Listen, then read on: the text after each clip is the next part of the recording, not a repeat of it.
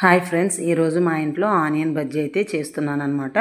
అందుకోసం ఆనియన్స్ అన్నీ కట్ చేసుకుని అదేవిధంగా అందులోకి ఒక 2 పచ్చిమిర్చి, పాలకూర, కరివేపాకు, కొత్తిమీర ఇవన్నీ కూడా చిన్నగా కట్ చేసుకొని ఒక బౌల్లోకి అయితే తీసుకున్నానండి.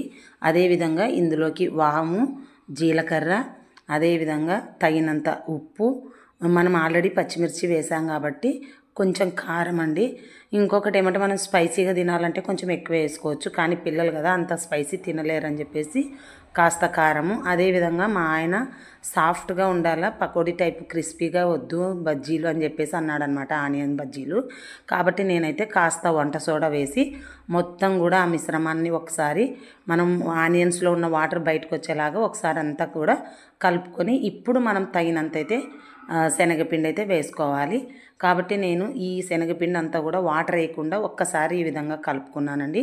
ఇప్పుడు కొంచెం కొంచెంగా వాటర్ వేసుకుంటూ మనమైతే కలుపుకోవాలి.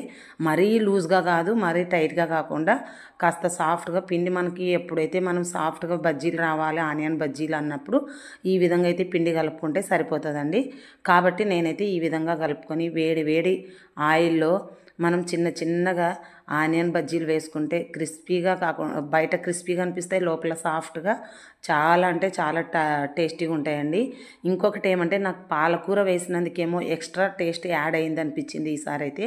కాబట్టి మనం పిల్లలు డైరెక్ట్గా ఆకుకూరలు ఇలాంటి కరివేపాకులు అన్నీ తినరు కదా, పక్క పడేస్తారు. కాబట్టి ఏదో విధంగా వాళ్ళతో తినిపించడానికి ఈ విధంగా ప్రయత్నాలు అయితే నేను చేస్తూ ఉంటానండి. కాబట్టి నా ప్రయత్నం అయితే ఓకే, సక్సెస్ అయింది. మా పిల్లలు కూడా చాలా ఇష్టంగా తిన్నారనమాట స్కూల్ నుంచి రాగానే వేడి వేడి బజ్జీలు.